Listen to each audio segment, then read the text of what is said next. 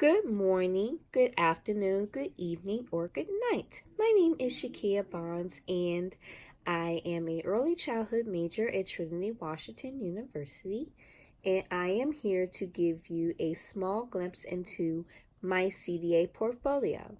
A CDA portfolio is your body of work as far as examples and different things that you put together to basically show your knowledge of everything that you learned in your CDA class, along with any type of experience that you may have.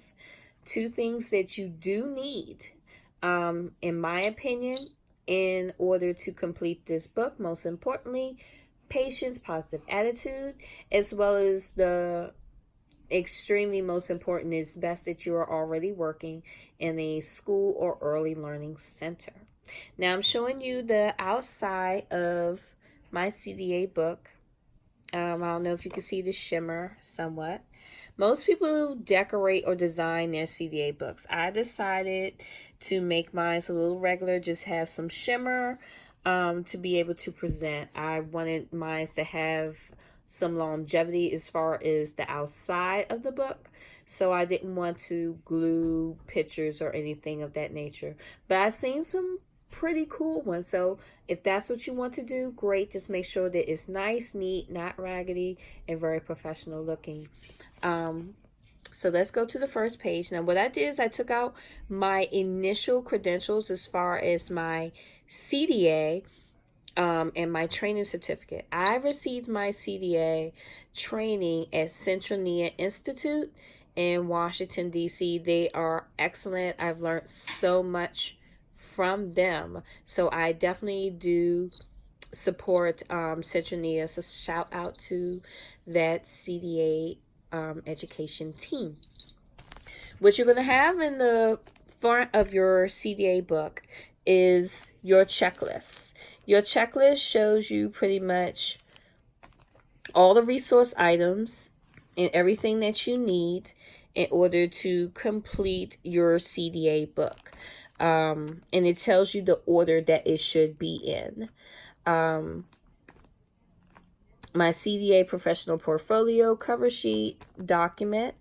For me, that was my initial CDA credentials showing that I took the class, as well as when I did initially take the test and pass the test.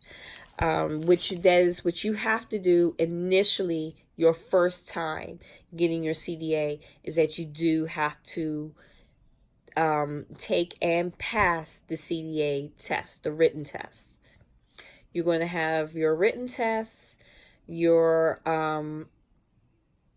advisor, your person that you will be assigned to, will observe you teaching if you are in preschool teaching the lesson, or they're going to observe how you work with the children if you're getting your CDA in infant and toddler.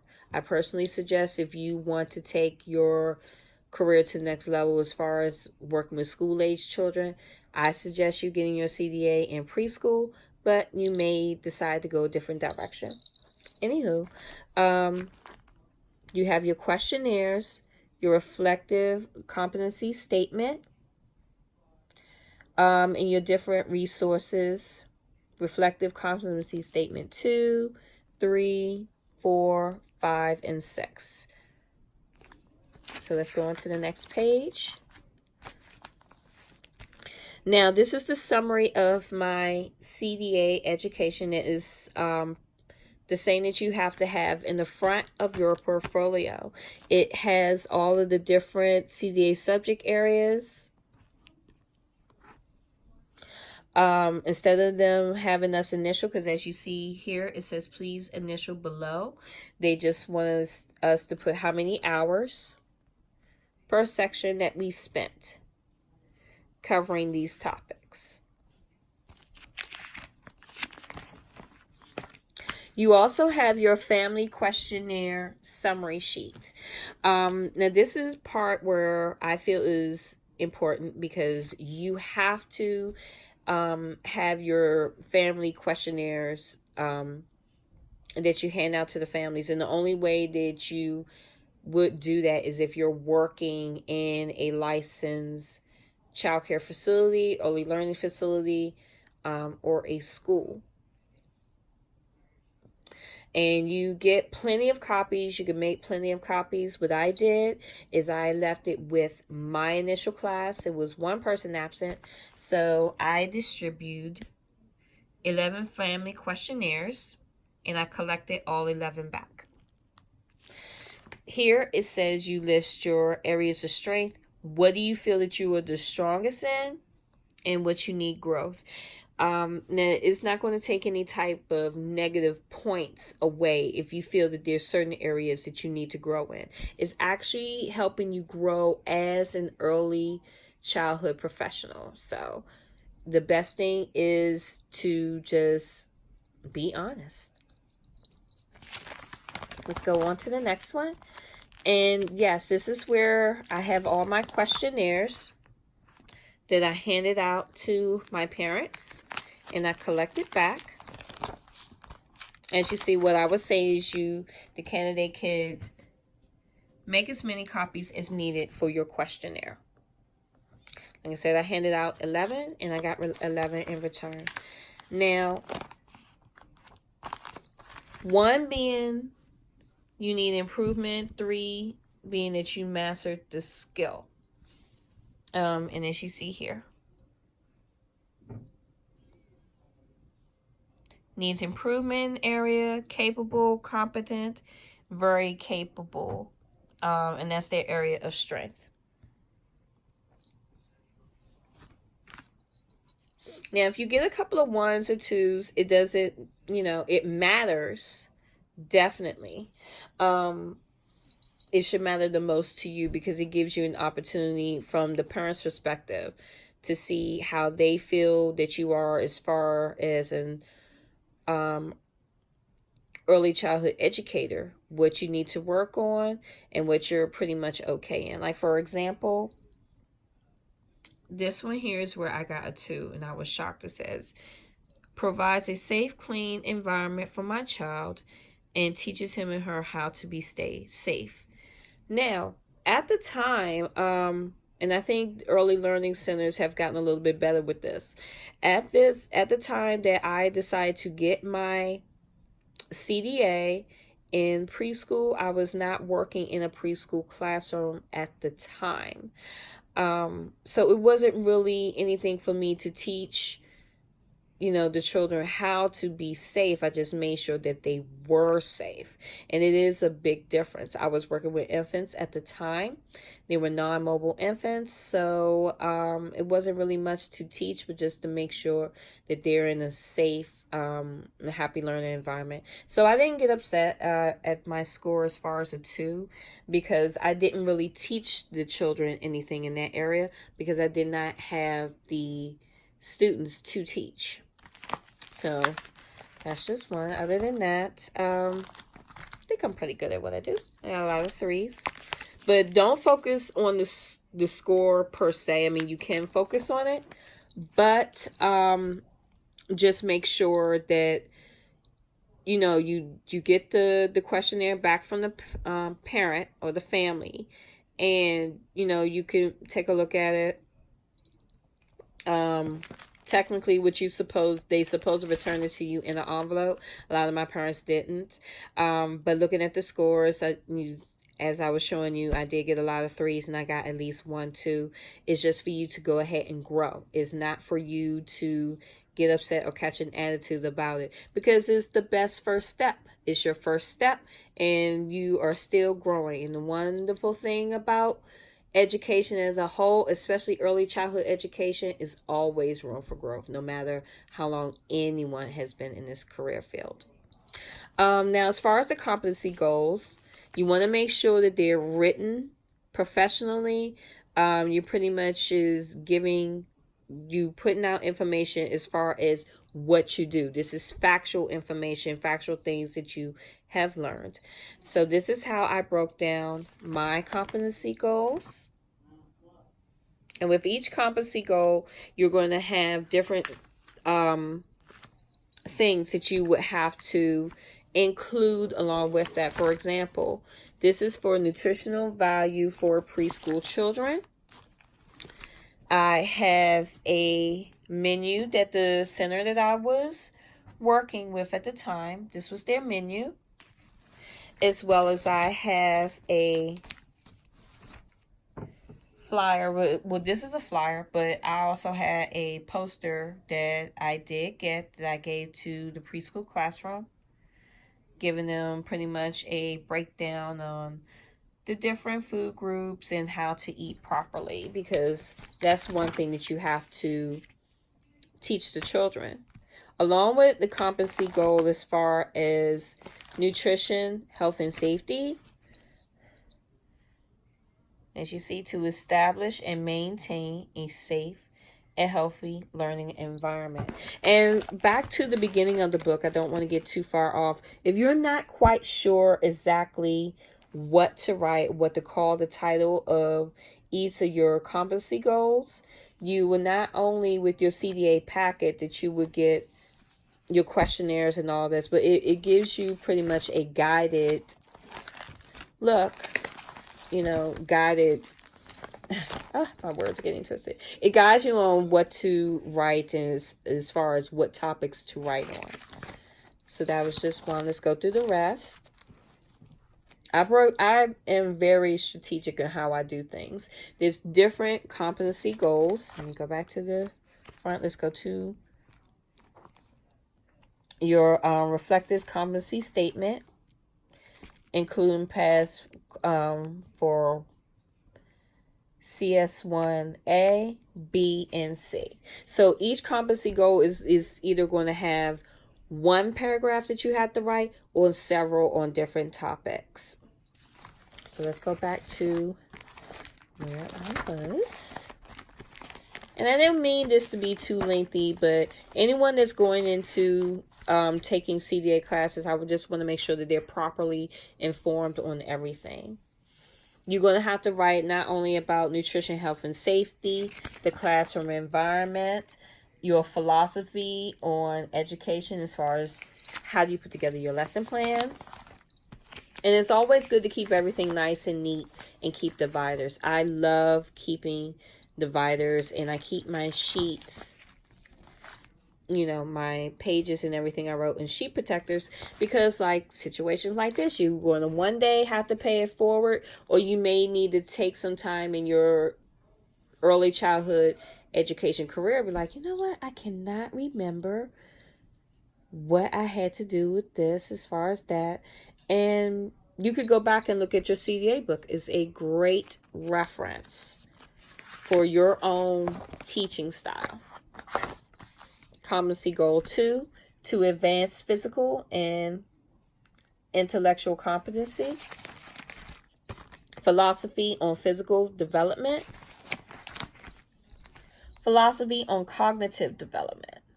So in each competency goal, you're going to have your paragraphs that you have to write up, as well as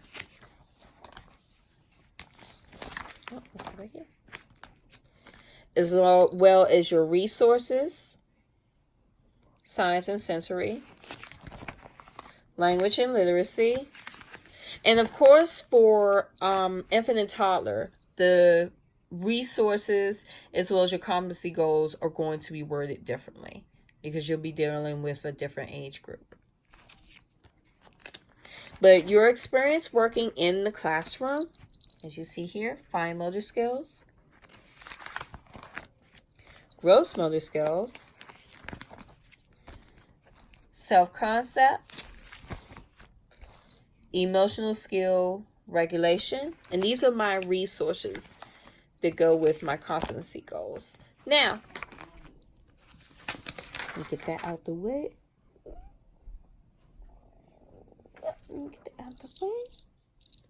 Okay, yep. And trust me, for each competency goals that you have to do, you're going to have a certain level of resources that you have to get as well.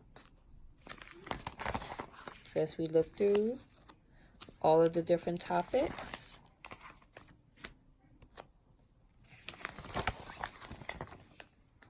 And try to keep your paragraphs within one page. They're not looking for a book. You're already putting together a book, but they're not looking for a book's worth of information on each of your competency goals. You want to keep it simple. You want to keep the wording professional at all times. Now, along with your competency goals and your resources, they're asking you to look for different information that you would like to, for example, books that help you teach different lessons. Like, these are my 10 books that teaches self-concepts and self-esteem. So based on the knowledge that I do have in this area as far as self-concepts and self-esteem, I've found 10 books that I've always read to children.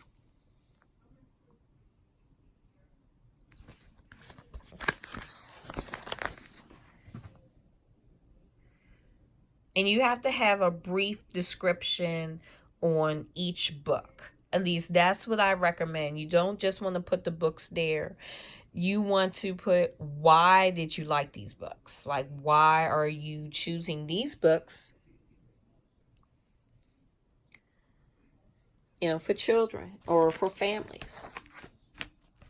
And that was another resource. And as you see, you go back into your competency goals. Always keep everything divided.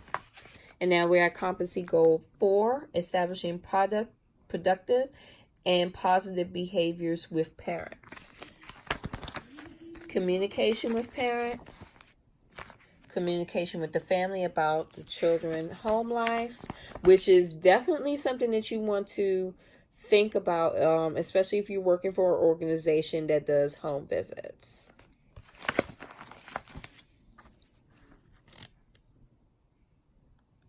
And your reflection on family questionnaire feedback. Now, you're also going to have to find resources as far as for families that are going through different issues or things like that. Do you have any resources on hand that you would recommend for the families? Now, I did this back in 2013, and I think these organizations are still around. These are different organizations that I found in my research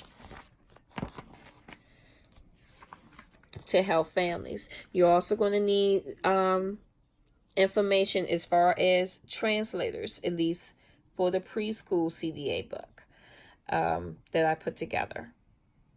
And since in Washington, D.C., Spanish is the second dominant language next to English, I decided to find different translating resources within the DMV to put inside my book. And you can have more than one. I would say have one basic sheet like I did as far as multiple translation centers, and one that you really highly recommend as far as with a description of what they do. And I have a picture of the people in the organization. You don't have to type up a separate description. I actually just printed these out on the internet and put them into my book. You also want to have different type of fact sheets and information as far as working with different types of children, where is a language barrier or a special needs barrier, which communication options for children who are deaf or hard of hearing, for example. That's what I use. And once again, you have your checklist to help you go over to keep yourself on track as far as different things that you need for your CDA book. You also want to have information as far as children with special needs as far as full physical, like they can't use their hands, or they're not good at using their legs or their arms, or they're completely paralyzed, things of that nature. And I always thought that St. Coletta's School of Washington was always a great place.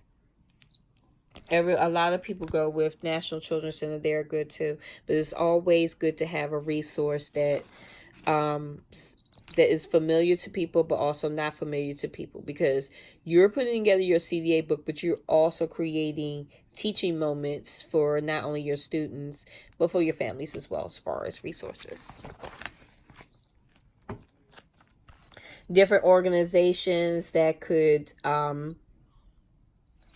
help your children with their development. If there are any type of developmental issues, you know what organizations to recommend to your families. Early Stages is a awesome organization, so I put that within my book. Also, information about children with autism.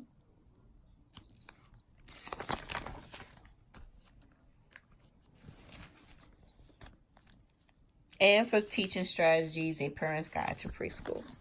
You just want to have all your information together, because you never know where you might need it. Also, different articles on things that you would like to teach the parents. And for me, I've always wanted to make sure parents fully understand the importance of capturing developmental milestones, which I know now parents are getting a better understanding of it, of what we do, but excuse me, it wasn't always that way.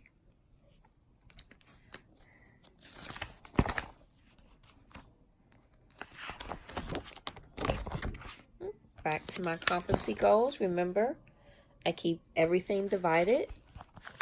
It's also good to have a school or an early learning organization that you work with, because you're going to need several different forms. Now, these are some old time forms, well, at least from what I've seen in recently.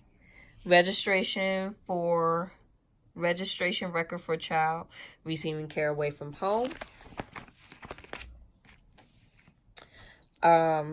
The ASQ.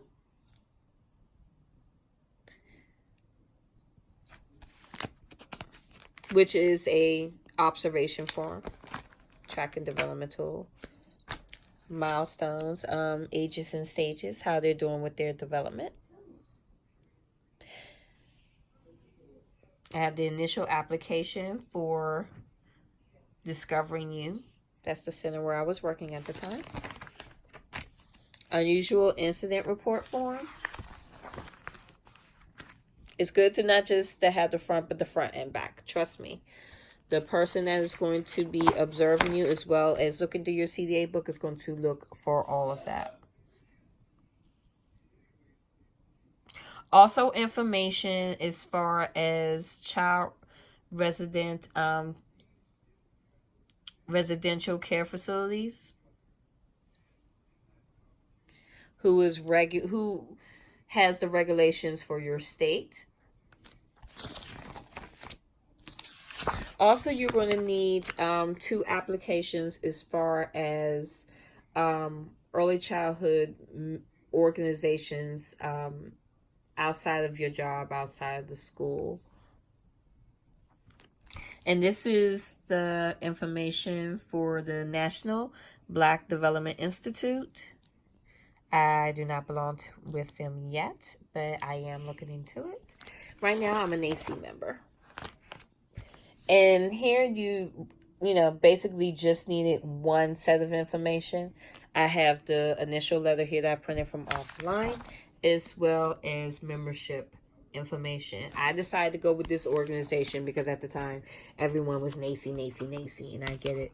And I'm actually a NACCE member now. You also need the information for Child and Family Services Agency. Your school or center's policies for child abuse and neglect reporting.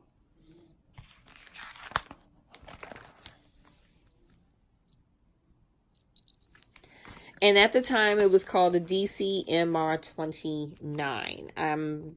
Forgot what it's called now, but it's pretty much the information that you have as far as the qualifications that's needed to be a lead teacher, assistant teacher, director, assistant director, aide. Also, you're going to, like I mentioned before, you're going to need to be observed teaching a lesson or working with the children, but your CDA director permission statement is definitely needed. Your director or the principal, wherever you work, in order for the person that's observing you to come onto the premises, they definitely need to have permission. So your director has to be all in and supportive of what you do, because they have to sign this document, this permission statement. And last but not least, for me, there's any trainings that I have done initially. So yeah, these are some trainings that I have done at the time that I keep in the back of the book. Now, that's the only thing. It may have changed.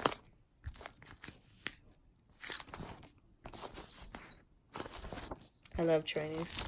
And this part could go on forever because I have like, I don't know how many different books of trainings. I always like to keep myself well informed in my field. So, yes, this is my CDA book.